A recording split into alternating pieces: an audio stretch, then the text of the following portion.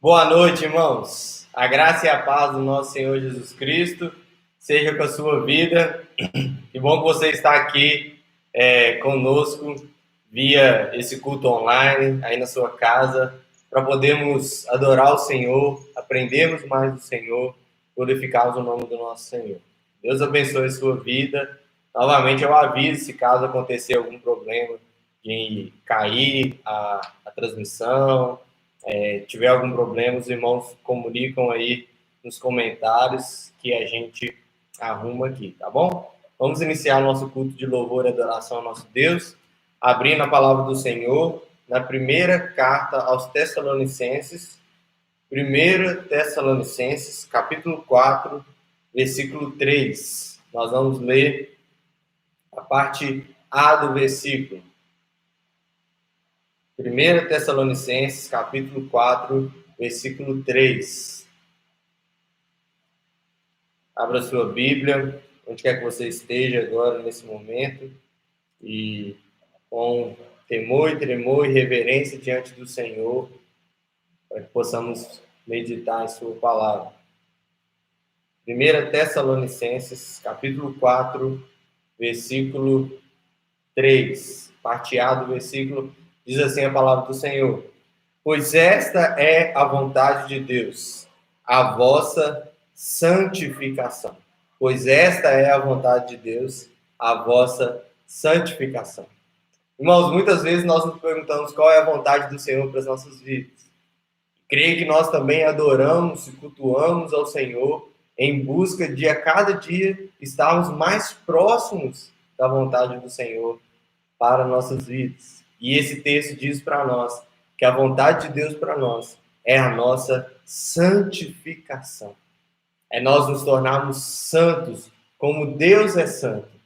É nós buscarmos a cada dia termos um caráter conformado ao caráter de Cristo Jesus, o nosso Salvador.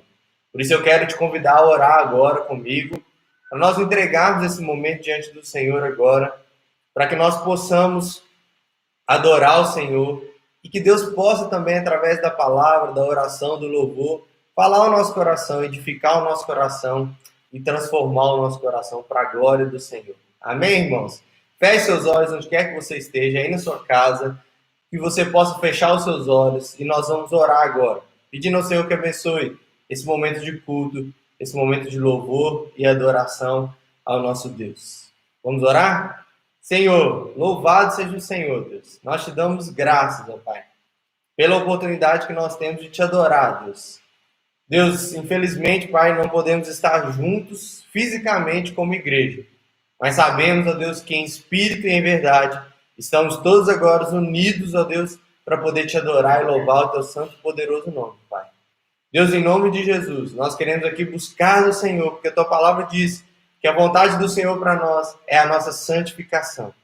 E sabemos, Deus, que no culto para o Senhor, o nosso coração é edificado, a nossa vida é santificada para a honra e glória do teu santo e poderoso nome. Por isso eu peço, Senhor, que o Senhor fale, Deus, a cada coração, Deus. Venha nesse vídeo, participando desse vídeo, Pai, em nome de Jesus. Que o Senhor possa edificar o nosso coração. Que o Senhor possa encher o nosso coração da alegria da tua salvação. Que o Senhor possa encher o nosso coração de temor e tremor e reverência diante do Senhor, sabendo, Deus, que nós precisamos viver uma vida de santidade diante do Senhor, Pai. Em nome de Jesus. Visita cada casa agora, Deus, que está vendo, Deus, esse culto, que está cultuando conosco, Deus. Que o Senhor possa visitar com o teu Santo Espírito e encher cada coração, Deus, edificando, Pai, em nome de Jesus, Deus. Que possa haver transformação, cura, santificação, edificação, transformação de vidas, conversão, Pai, em nome de Jesus. Nós clamamos ao Senhor por isso, porque nós cremos no teu poder, Deus. Nós cremos, ó Pai, que o Senhor é o Rei dos Reis, Senhor dos Senhores, o nosso Salvador, aquele que transformou a nossa vida e pode transformar diversas outras, ó Pai, pelo teu poder, pelo poder do teu Evangelho, pelo sangue de Cristo Jesus, ó Pai. Em nome de Jesus, fala ao nosso coração, edifica o nosso coração. E que teu nome seja adorado e louvado, Pai. Amém, Deus. Amém, Senhor. Amém, irmãos. Eu quero convidar aqui o Vitor, que vai nos ajudar no nosso momento de louvor. Agora, nós vamos adorar a Deus com uma canção que diz: eu me rendo aos teus pés, és tudo que eu preciso para viver. Vamos adorar o Senhor com essa canção. Louve a Deus, não tenha vergonha de cantar aí sozinho na sua casa ou com a sua família em volta. Vamos juntos louvar o Senhor com essa canção agora. Eu me rendo aos teus pés.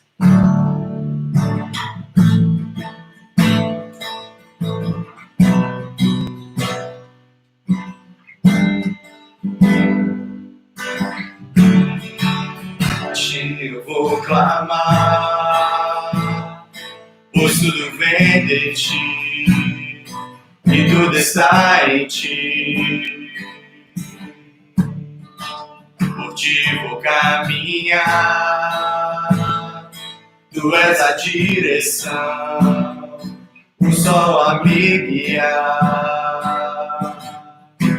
Tudo pode passar, teu amor jamais me deixará.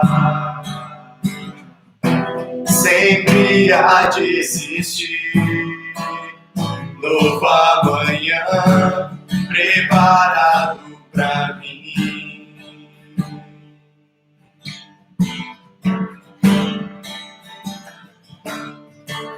A ti eu vou clamar, pois tudo vem de ti e tudo está em ti. Te vou caminhar, tu és a direção, o sol a me guiar. Tudo pode passar, seu amor jamais me deixará. Sempre há de existir novo amanhã preparado pra mim. Preparado pra mim. Eu me rendo aos teus pés, és tudo que eu preciso pra viver. Eu me lanço aos teus braços, onde encontro meu refúgio, Jesus.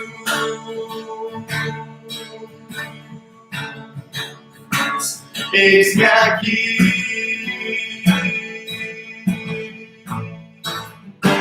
Jesus.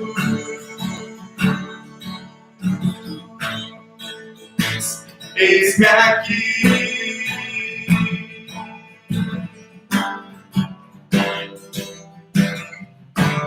tudo pode passar, seu amor jamais me deixará. Sempre há de existir novo amanhã preparado pra mim. Preparado pra mim. Eu me rendo aos teus pés, és tudo que eu preciso pra viver. Eu me lanço aos teus braços, onde encontro meu refúgio, Jesus.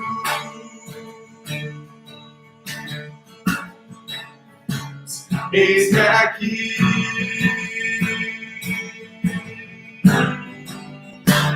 Jesus.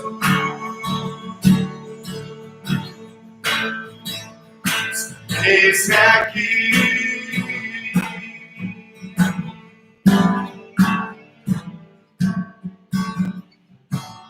amém. Vou pedir o Vitor para fazer uma oração, para que nós de fato possamos viver uma vida rendida aos pés da cruz, rendida a Cristo, rendida ao nosso Deus, amém?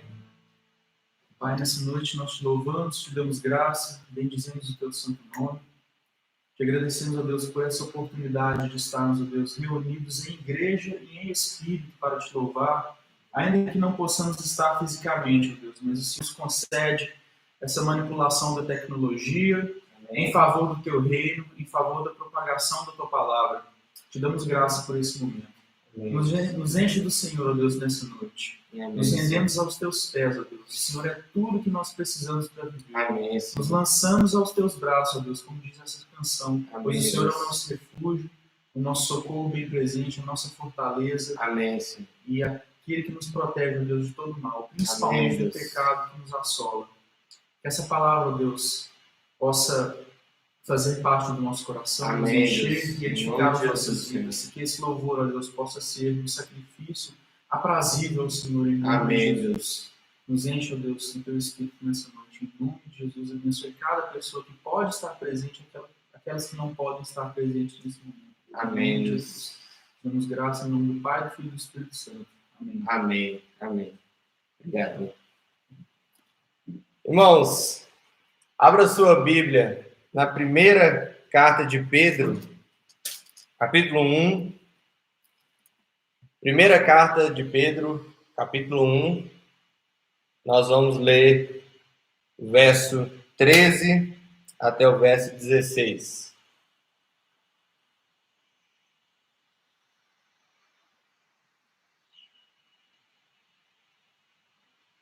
Primeira carta de Pedro, capítulo 1. Verso 13 ao 16.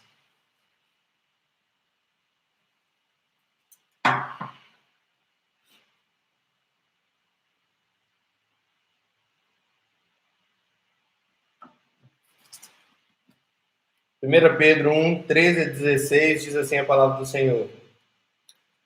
Por isso, cingindo o vosso entendimento, sede sóbrios, e esperai inteiramente na graça que vos está sendo trazida na revelação de Jesus Cristo. Como filhos da obediência, não vos amoldeis as paixões que tinhas anteriormente na vossa ignorância. Pelo contrário, segundo é santo aquele que vos chamou, tornai-vos santos também, vós mesmos em todo o vosso procedimento. Porque está escrito, sede santo, porque eu sou santo. Vamos orar mais uma vez, pedir ao Senhor que fale ao nosso coração. Deus, fala ao nosso coração, edifica-nos, ó Deus, que teu Santo Espírito faça a tua obra em nós, nos iluminando, nos dando entendimento, nos fazendo compreender a tua palavra, Deus, aquilo que o Senhor quer de nós essa noite, Pai. Em nome de Jesus, fala conosco, Deus. Esse é o clamor do nosso coração. Visita cada casa, cada família, cada vida que está vendo, Deus, esse culto agora, Senhor, em nome de Jesus, Deus, edifica cada coração.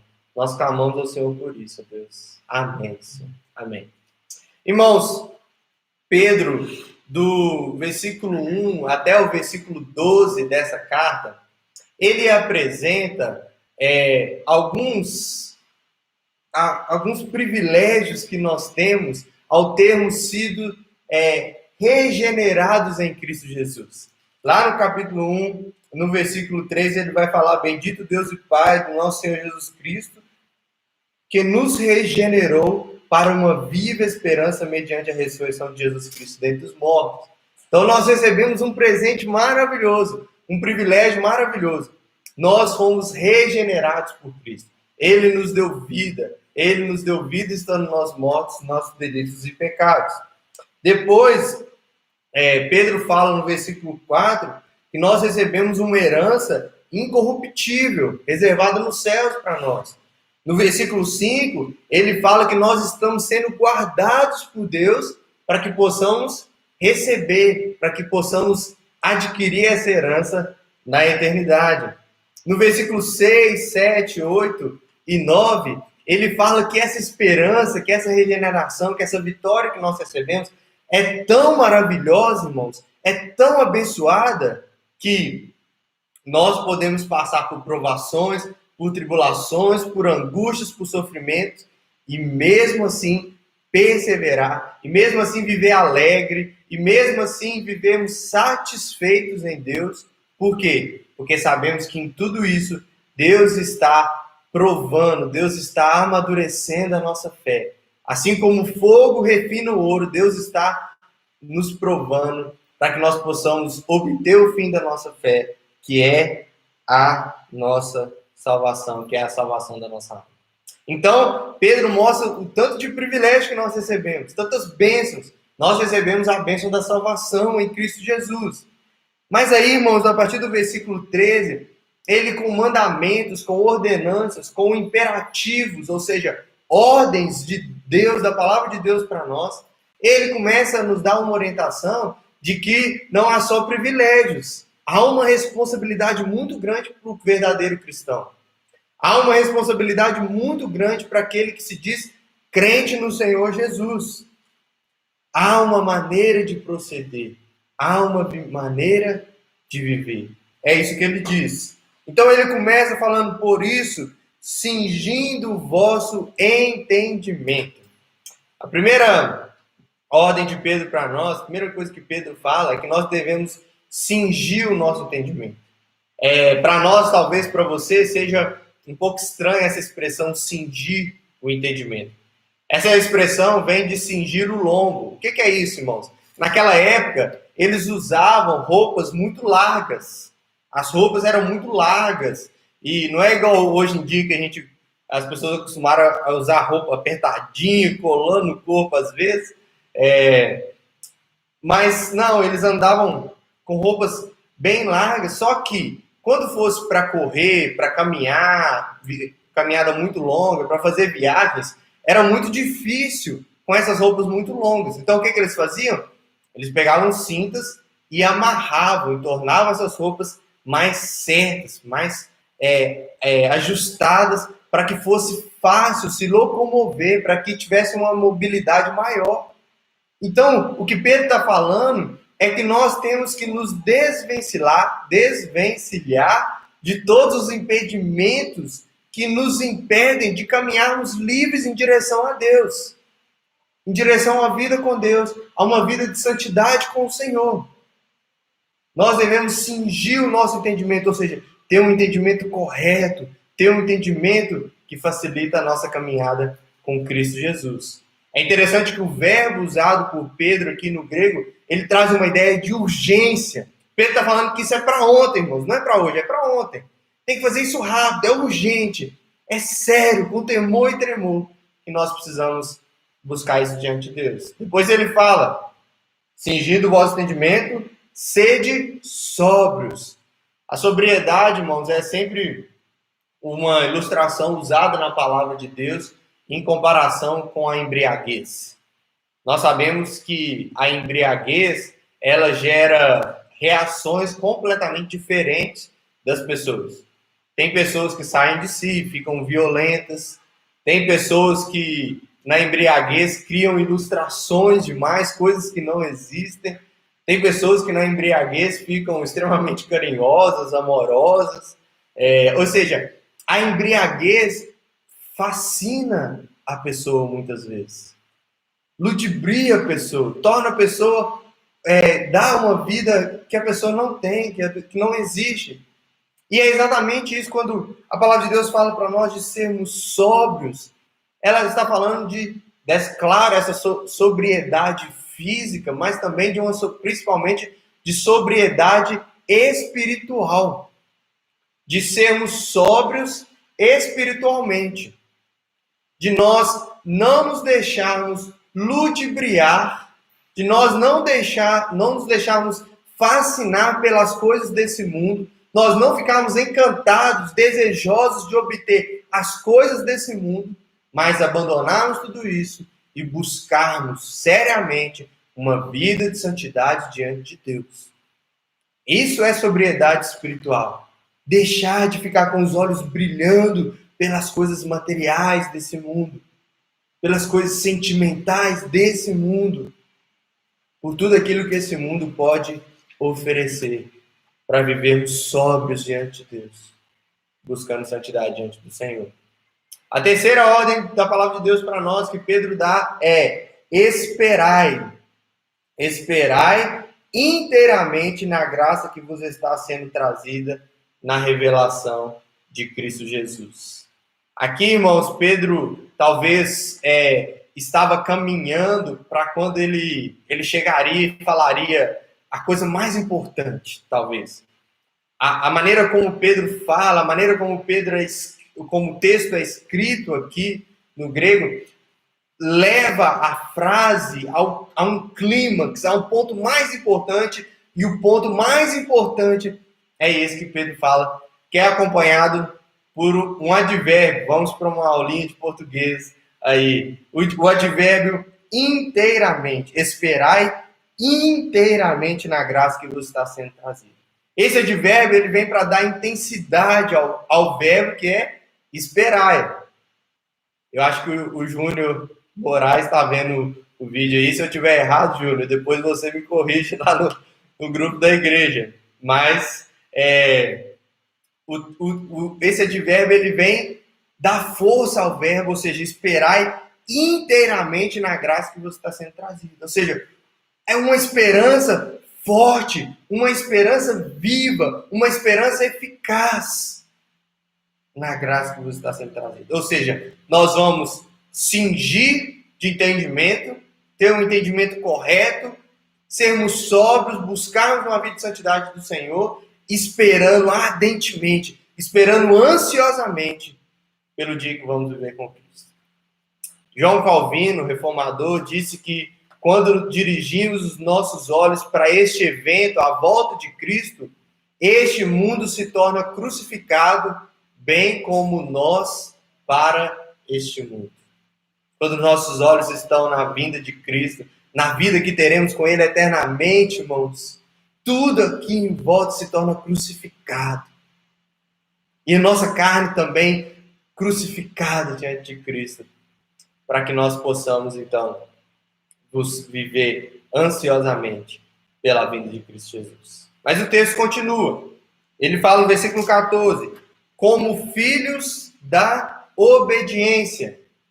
Pedro usa uma expressão aqui que, para os hebreus, na língua hebraica, é muito importante, porque traz uma ideia de ser filho, significa você assumir ou ter características pessoais de quem você é filho. Ou seja, é como o Davi carregar características, assumir características pessoais minha, que sou pai dele. Assim, Pedro está dizendo que ser filho da obediência caracteriza-se por levar uma vida expressa em ser como Deus é. Isso é ser um filho da obediência. Viver e ser como Deus é. Só que ser como Deus é ser Deus? Não, quinta-feira, no nosso estudo, nós vimos que nós não podemos ser Deus. Quem quer ser Deus se torna um idólatra. Mas, e tudo aquilo que nós fazemos de Deus em nossas vidas, também faz isso de idolatria. Mas nós vamos ver aqui nesse texto que há um aspecto do ser de Deus que nós devemos buscar, que nós devemos sim clamar ao Senhor, e é isso que Pedro está falando para nós. Então ele fala, como filhos da obediência, não vos amoldeis as paixões que tinhas anteriormente. Irmãos, Pedro, quando ele nos chama de filhos da obediência, primeira coisa, ele nos está lembrando que nós fomos adotados por Deus. Nem todo mundo é filho de Deus. Filho de Deus são aqueles que foram alcançados pela graça de Cristo Jesus, aqueles que creem em Jesus como Senhor e Salvador da sua vida. Esses são adotados por Deus para serem filhos legítimos de Deus em Cristo Jesus. Irmãos de Cristo, co-herdeiros com Cristo, como diz a palavra do Senhor. E ele diz então que por essa adoção, por sermos filhos legítimos, nós devemos viver como filhos obedientes. Que a imagem de Cristo se manifeste em nós, porque Ele é o Filho obediente. Ele é o Filho que obedeceu o Pai perfeitamente. Nós devemos, assim, buscar na palavra de Deus que a imagem de Cristo se manifeste através das nossas vidas. Então, como, irmãos? Como ele diz no restante do versículo, não vos amoldando as paixões que tinha anteriormente na vossa ignorância. Algumas coisas são ditas aqui, irmãos. Primeiro, a nossa vida antes de crermos em Cristo, antes de nos rendermos a Cristo, é uma vida dominada por paixões mundanas, carnais, que não agradam a Deus, que não servem a Deus, que não trazem glória a Deus. Esse tempo é definido na palavra de Deus como um tempo de ignorância. Essa é a segunda coisa que Pedro fala aqui. O tempo de ignorância seria um tempo sem conhecimento de Cristo, sem se render a Cristo, apesar de haver conhecimento de Deus, como Romanos capítulo 1 diz, que mesmo aqueles que não se renderam a Cristo, eles conhecem que existe um Deus, mas eles tentam negar isso. E é interessante, irmãos, que há um contraste nesse versículo com o versículo anterior, porque o versículo anterior fala de cingir de entendimento. Nesse versículo fala que anteriormente eles viviam na ignorância, sem conhecimento. Ou seja, quando não conhecemos a graça e a verdade de Cristo, é compreensível que a pessoa viva as suas paixões, viva buscando os desejos carnais, viva satisfazendo os desejos da carne, os desejos de Satanás, os desejos desse mundo. Mas agora que nós recebemos entendimento, agora que nós recebemos conhecimento de Cristo, não há mais justificativa. Não é aceitável que vivamos dia a dia buscando a satisfação da nossa carne, buscando a satisfação dos nossos desejos carnais. Em terceiro lugar, nesse versículo, nós somos exortados a vivermos diferentes. O texto diz, não vos amoldando. Não vos amoldeis as paixões que tinha anteriormente. Irmãos, nós temos duas coisas querendo nos moldar. Nós temos a palavra de Deus nos moldando segundo o caráter de Cristo, ao mesmo tempo que temos o mundo, Satanás e a nossa carne querendo nos amoldar como filhos do pecado, filhos da desobediência, desobedecendo a Deus. É dois caminhos. Nós só podemos seguir por um dos dois. Ou sendo moldado segundo o caráter de Cristo, ou sendo moldado segundo o curso desse mundo, segundo a vontade desse mundo, segundo os desejos, os princípios, os valores desse mundo, não segundo a palavra de Deus, não segundo a vontade de Deus para as nossas vidas. Só dá para se encaixar em um desses moldes. Ou o molde é Cristo, ou o molde é o mundo. Versículo 15, então, Pedro diz, pelo contrário, segundo é santo aquele que vos chamou, tornai-vos santos também vós mesmos em todo o vosso procedimento, porque está escrito, sede santos, porque eu sou santo. Pedro cita aqui uma expressão do Antigo Testamento, está lá em Levítico 19, capítulo 2, capítulo 19, versículo 2, onde Moisés fala para o povo, sede santos, porque o Senhor, teu Deus, é santo. É uma expressão que Deus está sempre falando para o povo de Israel no Antigo Testamento. Sede santos, porque o Senhor, teu Deus, é santo. Por que Deus fala isso, irmãos, para Israel? Por que Deus expressa isso para Israel? Porque Israel estava circundado, havia em volta de Israel diversas nações pagãs que adoravam outros deuses, criavam para si deuses, que tinham práticas horrorosas, práticas que abomináveis diante do Senhor Deus.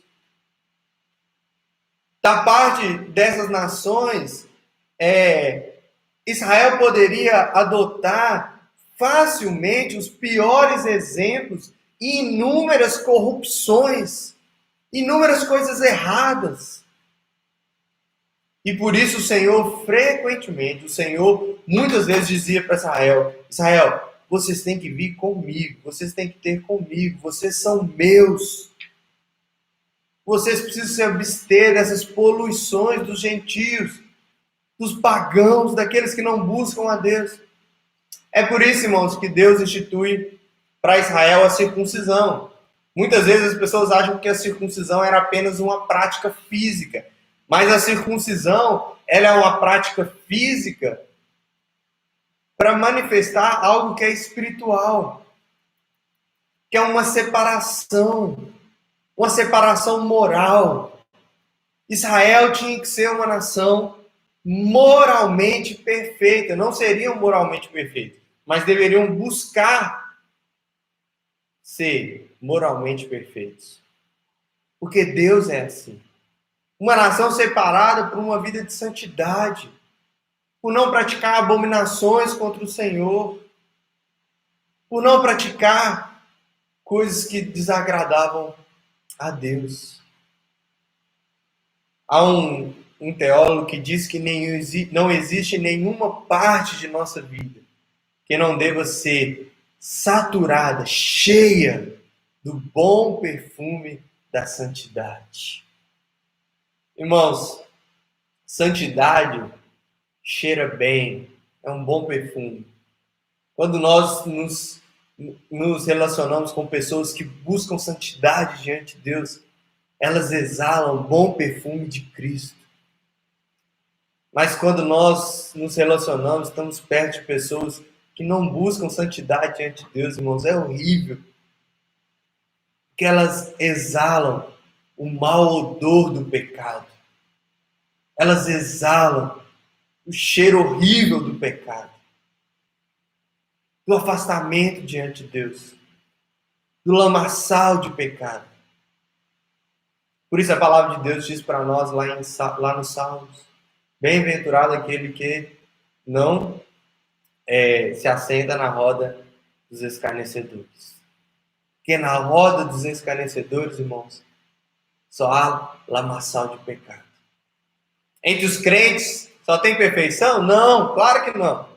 Tem pecado. Mas há um cheiro gostoso de busca por santidade diante do Senhor. E por isso, irmãos, quando nós olhamos essas instruções da palavra de Deus, por exemplo, como a circuncisão, às vezes você está lendo lá o Antigo Testamento e você vê Deus dando detalhes, cada detalhe, de às vezes como construir algo, como praticar algo, como exercer alguma coisa ali. Você vai vendo aqueles detalhezinhos, você pensa assim, nossa, para que esse tanto de detalhe? Para que isso está registrado na palavra de Deus? Esses detalhezinhos, o centímetro que tinha que ter a tábua lá da Arca da Aliança, o tanto de massa que eles tinham que colocar. Quando Noé foi fazer a arca, por que Deus determinou cada detalhe da arca? Por que isso está escrito na palavra de Deus? Porque nós vemos que nas coisas mínimas, e que às vezes para nós são insignificantes, irmãos, Deus acostumou o seu povo à prática de santidade. Nas coisas mínimas, eles tinham que ser diligentes e entenderem que Deus é perfeito, é santo. E nós assim também devemos ser. Por isso Pedro diz: tornai-vos santos também vós mesmos em todo o vosso procedimento. Irmãos, esse bom procedimento do povo de Israel também tinha um objetivo evangelístico. Por quê? Desculpa, o povo de Israel não, do povo aqui que Pedro está enviando essa carta. Por que tinha um objetivo também evangelístico? Porque lembra, Pedro está escrevendo essa carta para um povo que estava foragido. Eles estavam foragidos porque houve uma perseguição em Jerusalém e eles foram para diversas cidades e outros lugares correndo da perseguição. E quando eles chegavam nesses lugares, muitas vezes eram acusados injustamente. Muitas vezes criavam falsas acusações, falsos mestres se levantavam contra eles. E aí Pedro trata essa questão de santidade, de procedimento. Mais para frente ele vai voltar a falar sobre isso, porque ele diz que eles tinham que ter um bom procedimento, viver em santidade, para que quando as pessoas, os ímpios, aqueles que não buscam a Deus, fossem acusá-los, vendo o bom procedimento deles, glorificassem a Deus, glorificassem o Senhor. Nós precisamos viver uma vida que manifeste o caráter de Cristo, exalando o bom perfume de Cristo, o perfume da santidade. para que as pessoas possam sentir esse bom perfume e se colocar diante do Senhor Deus. Diante disso, irmãos, duas verdades ficam exatamente muito claras nesse texto. A primeira delas é: Deus é santo. Eu sei que você sabe disso, que Deus é santo. Eu sei que você está cansado de cantar canções que falam sobre isso, de ler textos que falam sobre isso, de ouvir pregações que falam sobre isso, que Deus é santo. Mas eu quero te alertar uma coisa, irmãos. Nós precisamos renovar essa verdade dia a dia sobre as nossas vidas. Porque às vezes parece que a gente está vivendo, se esquecendo que Deus é santo. Deus é completamente santo. Em que sentido, irmãos? Em primeiro lugar, Deus é completamente distinto, separado de todas as suas criaturas. Deus é exaltado em majestade infinita. Deus não está no mesmo nível que nós, irmãos. Deus não está no mesmo nível da sua criação. Deus é Deus. Deus é completamente distinto. Não há nada nesse mundo que podemos comparar a Deus. Não há nada nesse mundo que chegue próximo de Deus. Êxodo capítulo 15, versículo 11 diz: Ó Senhor, quem é como tu entre os deuses? Quem é como tu, glorificado em santidade, terrível em feitos gloriosos, que opera maravilhas? 1 Samuel 2,2 diz: Não há santo como o Senhor, porque não há outro além de ti, e rocha não há nenhuma como o nosso Deus. Isaías 57,15, porque assim diz o alto, sublime, que habita a eternidade, o qual tem o nome de santo. Habito no alto e santo lugar, mas habito também com contrito e abatido de espírito, para vivificar o espírito dos abatidos e vivificar o coração dos contritos. Deus é distinto, irmãos, separado de toda a criação. Em certo sentido, isso é a santidade, se refere à santidade de Deus. Em outro sentido, no sentido moral, Deus é completamente puro e perfeito. Deus é separado de todo mal, não existe mal em Deus, não existe injustiça, não existe imperfeição, não existe nada, nenhum mal no Senhor. Deus é completamente santo, não tem e não pode ter comunhão com o pecado. Deus nunca vai um dia falar assim: eu vou pecar hoje. Porque não tem como, irmãos, é impossível. Porque a sua natureza é uma natureza pura, santa, algo mais que a neve. Jó 34,10 diz: pelo que vós, homens sensatos, escutai-me. Longe de Deus o praticar ainda a perversidade e o Todo-Poderoso cometer a injustiça. Diz assim a palavra do Senhor: tu és tão puro de olhos que não podes ver o mal e a opressão, e não podes contemplar, pois toleras os que procedem perfidamente e te calas com o perverso, quando o perverso devora o que é mais justo que ele. Deus é completamente puro. Não há nele sombra de pecado, sombra de mal. E como que Deus manifesta a sua santidade, irmãos? Primeiro, na lei moral que Deus implanta no coração do homem. Todo homem, ele é a imagem e semelhança de Deus. E por ser a imagem e semelhança de Deus, ele tem a lei moral de Deus implantada no coração do homem. Por isso que uma sociedade que não existe a ideia de Deus, às vezes, do Deus verdadeiro, Bíblia, sabe que, por exemplo, matar é pecado. Por quê? Por causa da lei moral que está no coração, plantada no coração dessa pessoa.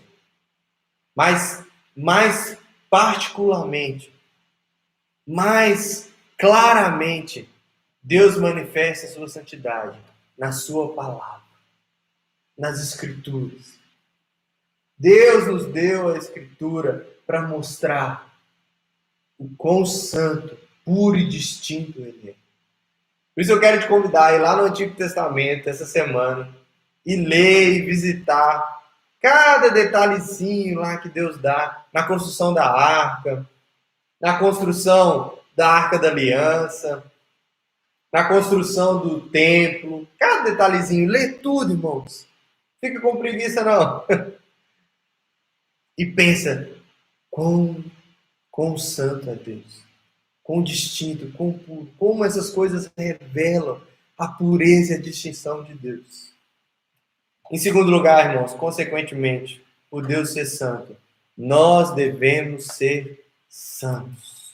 O texto que nós lemos no início do culto, 1 Tessalonicenses 4:3, pois esta é a vontade de Deus, a vossa santificação. Irmãos, há no meio cristão, muitas vezes, uma busca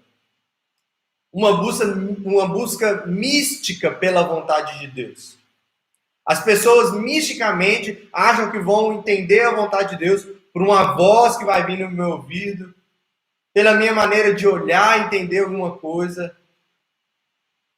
por um sonho, por alguém que vai falar comigo, um profeta, alguém usado por Deus.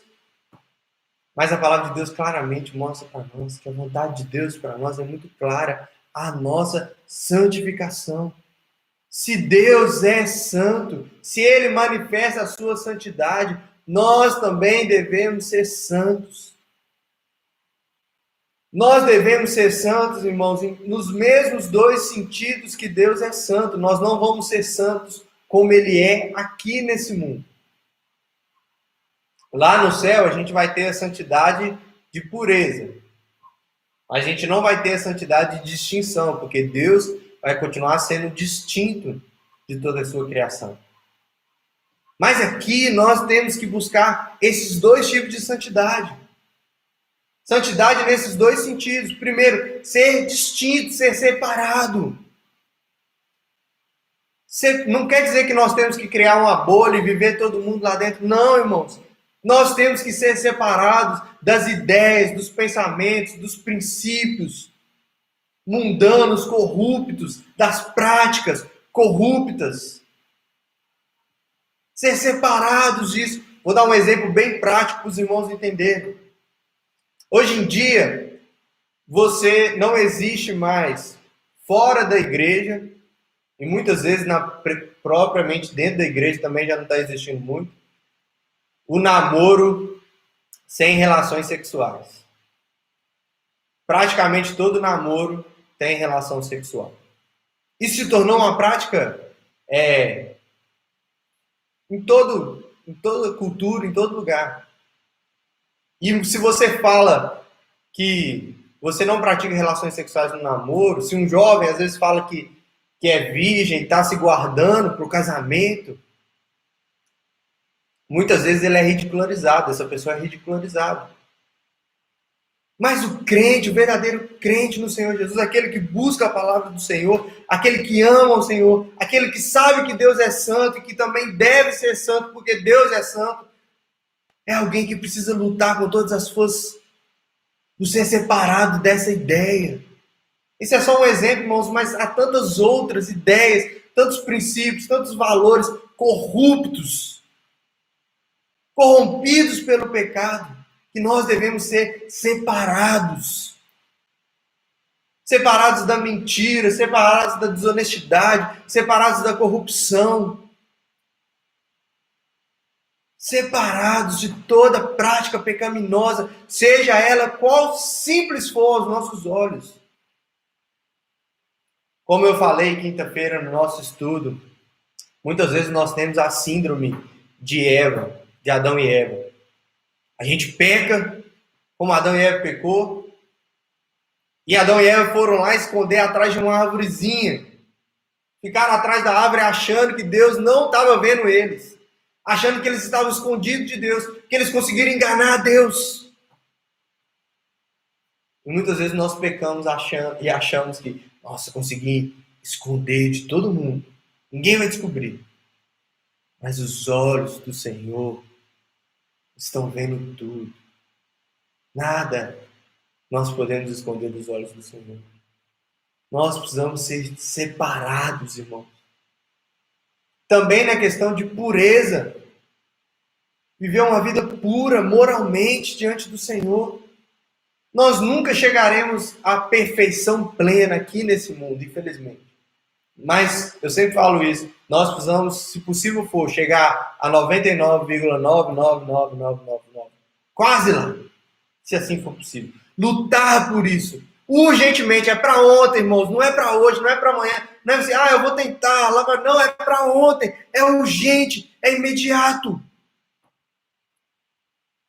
Há um teólogo alemão chamado Rudolf Otto, e ele diz: o simples temor, a simples necessidade de refúgio face ao tremendo ou impressionante, se referindo a Deus, elevou-se aqui o sentimento de que o homem, em sua condição de profano, não é digno de ficar na presença do santo e de que a sua inteira indignidade pessoal poderia contaminar até mesmo a própria santidade de Deus. A ideia dele, irmãos, é que a nossa corrupção é tanta que, se fosse possível, não é possível, graças a Deus, nós poderíamos contaminar a própria santidade de Deus por causa da nossa pecaminosidade. Lembra de Isaías, capítulo 6, versículo 5, que Isaías disse: ai de mim, estou perdido, porque sou homem de lábios impuros, habito no meio de um povo de impuros lábios, e os meus olhos viram o Rei, o Senhor dos Exércitos. Quando Isaías tem uma visão do trono de Deus, ele fala: eu não posso ficar aqui. Eu não posso ficar aqui. Mas graças a Deus, irmãos, como Pedro diz do versículo 1 ao versículo 12, Deus mandou Jesus Cristo. E hoje nós temos acesso ao trono da graça de Deus. Não porque nós somos santos, porque nós somos puros, porque não há pecado em nós, mas por causa de Cristo Jesus. Nós podemos nos achegar até o Senhor, porque o sangue de Cristo nos purifica. O sangue de Cristo nos lava. Aquele que não está em Cristo, irmãos, aquele que não tem uma vida de santidade diante de Cristo, esse não tem acesso a Deus. Não tem acesso ao Senhor. Nós só temos acesso a Deus quando nós nos prostramos diante do Senhor e dizemos como Isaías: ai de mim, estou perdido porque sou um homem de lábios impuros. Mas em Cristo Jesus, nós podemos ter acesso ao Senhor. Por isso, irmãos, nós não podemos nos conformar com a situação de pecado diante de um Deus que é tão puro, que é tão santo, que é tão distinto de toda a criação. Nós precisamos lutar contra o pecado a cada dia. Eu sempre cito o exemplo de Davi. Davi foi conhecido como homem segundo o coração de Deus. Por quê, irmãos? Porque ele era santo? Não. Porque quando ele pecava e Deus o repreendia, ele não ficava procurando desculpas, ele não ficava colocando a culpa no outro. Não, ele reconhecia, ele dizia: pequei contra ti, Senhor, contra ti somente. Ele reconhecia o seu pecado. Quando nós vemos a história dos grandes homens de Deus na história do cristianismo, eram homens, irmãos, eram pessoas que estavam plenamente conscientes do pecado existente nelas. E manifestavam grande preocupação e uma luta constante, uma luta incessante contra o pecado na vida delas. Nós precisamos buscar em Cristo Jesus uma vida de santidade diante do Senhor. Sermos santos como o Senhor é santo. O Santo Deus nos chama poderosamente para si mesmo. Ele nos salvou. Ele te alcançou. Ele nos deu o Santo Espírito. Ele colocou sobre nós o Espírito Santo como um selo, testemunhando que nós somos filhos de Deus. Ele abre os nossos olhos para nós enxergarmos a nossa ignorância, o pecado em nós. Ele permite que nós possamos conhecê-lo a cada dia mais através da Bíblia. Nós conhecemos e prosseguimos em conhecer o Senhor. E a partir de agora, irmãos, há uma sinergia de forças. Deus age, mas nós também precisamos agir, buscando diligentemente santificação diante do Senhor. Santificação diante do Senhor. Com empenho, com diligência, com esforço. Buscarmos ser santos como Deus é. Ah, pastor, e como que eu adquiro santidade? Cai do céu? Deus nos santifica através da Bíblia, através da oração, através da comunhão com o povo de Deus, através do jejum, através de uma vida de louvor ao Senhor, de serviço ao Senhor. Infelizmente, nós não podemos ter comunhão presencialmente, mas vamos ter comunhão virtual, comunhão online, comunhão com o povo de Deus, ligando, mandando mensagem, falando de vídeo, aqui no nosso culto, aqui online, você comentando, e um comenta, o outro comenta, amém, glória a Deus. Deus abençoe, irmãos. E assim nós vamos sendo santificados pelo Senhor e sendo usados por Deus, para que, através de nós, sejamos mutuamente santificados diante do Senhor. Irmãos, lembre-se sempre, nós somos a noiva de Cristo. E nenhuma noiva quer estar desarrumada, suja, lambrecada quando o noivo chega. Quer estar bonita, de vestido branquinho, brilhante, ou de outra cor, não sei. Bem maquiada, cheirosa. Para que quando o noivo chegar, olhe para ela e contemple a sua beleza. Assim, irmãos, é a igreja do Senhor. Assim é o povo de Deus. Deus está nos santificando. Deus está gerando santificação em nós. E para que isso aconteça, para que esse processo avance, eu preciso buscar também santificação.